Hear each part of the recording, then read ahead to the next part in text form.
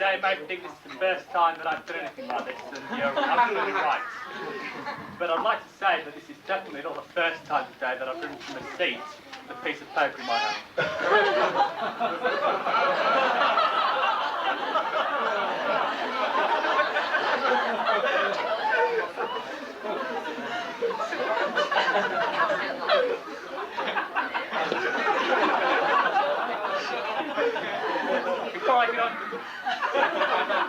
Before I get into my unedited, semi-spontaneous version of the best man speech, I better explain to you it's been my misfortune to know Alice for many years. And I can even remember the time that I was taller than him, and that's saying something. So we go back quite a long way, and you can probably understand why he's given me the honour of speaking on his behalf today. So when Alice first asked me to be his best man, I was absolutely petrified. And I've often been to a few speeches where I've had a great deal of sadistic pleasure from seeing speakers stutter and bore their audiences to death. And I didn't fancy the tables being turned around today. So I said to her, I said, Alistair, I'm a very shy man. Well, I'm making you out there. I said, I'm a very shy man. I said, standing up in front of all these people and making a speech would be very difficult for me. I said, it's hereditary, I can't help it. It's been passed down through my family. When I was 6 years old, I was at a party in my house and I was very small. And I was looking at all the people walking past me, they looked taller and older than me. And I started thinking, why am I so small and why am I so young? So I went to my mum and I said, Mum, why am I so small? And she said, well, if your father hadn't been so shy, you'd have been at least 11 years old by now.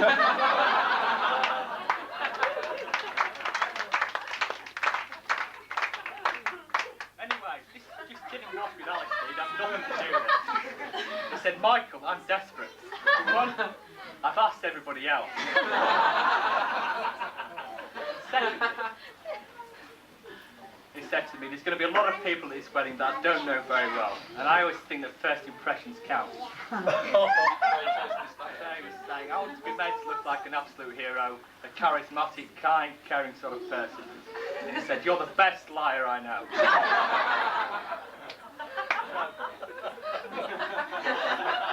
So with that compliment, how could I refuse?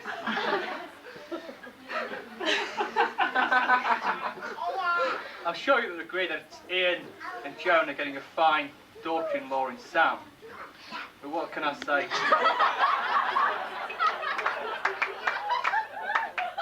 All I can say, have a bit of patience.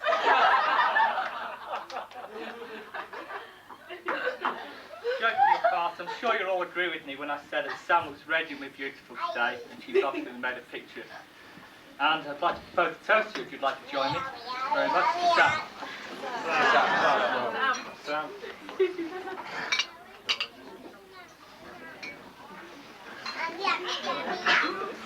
Oh, I'm a very sort of person. And I've always wondered why, how my father proposed to my mother. Now, they'd never tell me. This always seems to be a very sort of embarrassing sort of question for anybody but the most romantic sort of people. And knowing that Alistair is one of the great romantics, I called him one night when I was sat with Sam gazing lovingly into her eyes. And I said, Alistair, how did you propose to Sam? And he sighed and he said, I remember it well. We would have sat outside looking into a moonlit sky with the stars twinkling. We just passed our degrees. Sam had just come back from a successful job interview. Life was great and things were going very well. And then she told me how much she was earning.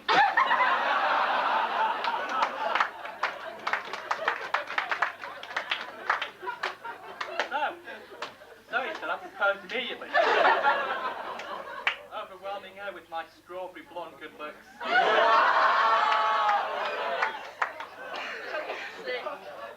And the passion of my request. And she said yes. I thought it was very romantic, very romantic. Anyway, Sam then said to Alistair, if I lost all my money, would you still love me? And he said, yes, but I'd miss you.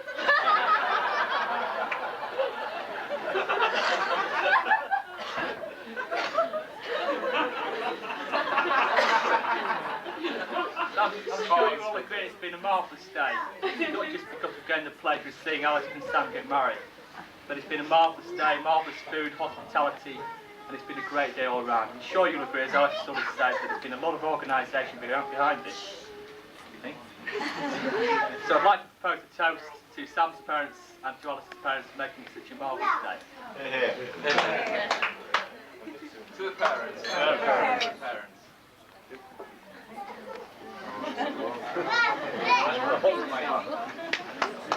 I've no doubt the icing on the cake today is good bridesmaids. Except for this one here. It's giving me a very hard time. Making me quite nervous every 5 minutes. But they've done a very good job looking beautiful with those nice thick smiles on their faces. And I'd like to propose a toast to the bridesmaids. I'd like to join you. Thanks very much.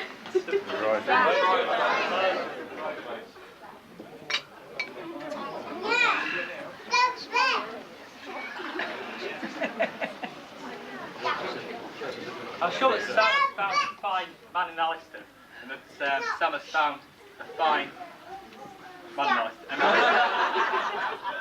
I start that okay with you? Can you stop the camera?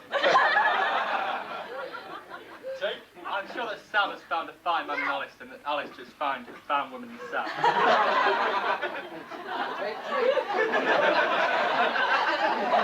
Spit it out. That's what I found. Watch it. But although I'm sure this marriage is going to be fruitful, it's often the case that marriages don't last very long today. I really do believe that people should get to know each other intimately before they get married. For example, the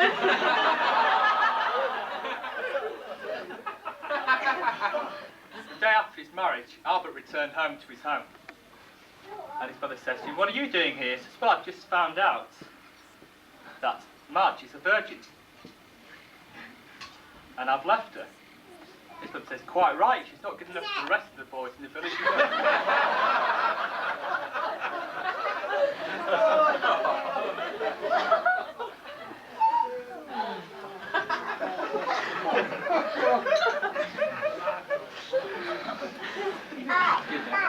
Get to the point. Take your time, Michael. Take your time. Anyway, I could tell you some very embarrassing stories about Alistair, but I've been told to be tactful and polite at all times. And I've tried arguing with Sam. I said that baseness is quite funny to some people, but she said to me, "Mike, I may have my faults, but being wrong isn't one of them."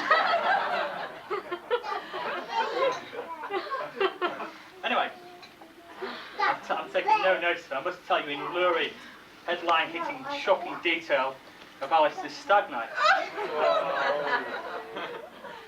I, of course, stayed sober all night. And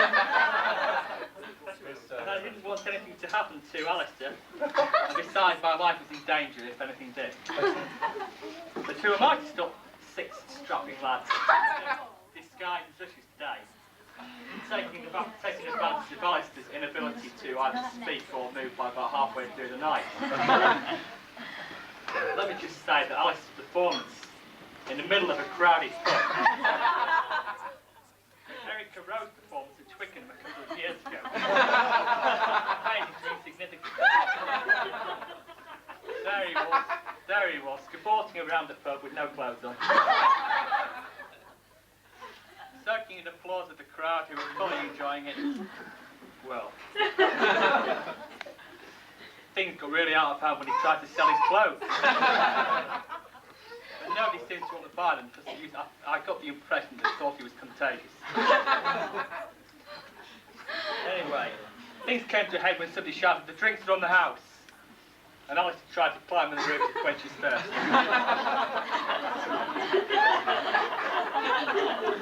It's just one of the more gentle stories I could tell you about him, but I don't want to embarrass him any further. Thanks very much. Very important. Before bringing my speech to an overdue end, I'd like to thank Alan and Sylvia for putting us up last night, and we thoroughly appreciate their hospitality. We had a very good night last night. We went to dog races. We all lost our money. Alistair put a second mortgage on his house. I haven't told Sam yet. Sorry. Alistair wanted Sam to come along, but she said, I'm sorry, I can't come along. I don't like the part where the rabbit gets killed.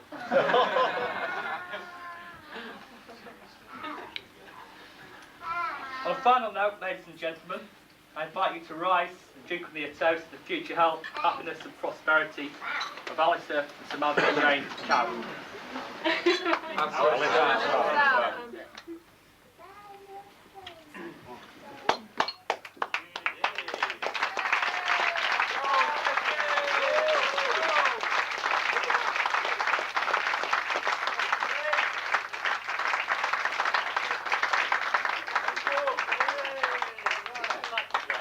Your wedding card is my card. Well done, Stiffy. Well done. Well done.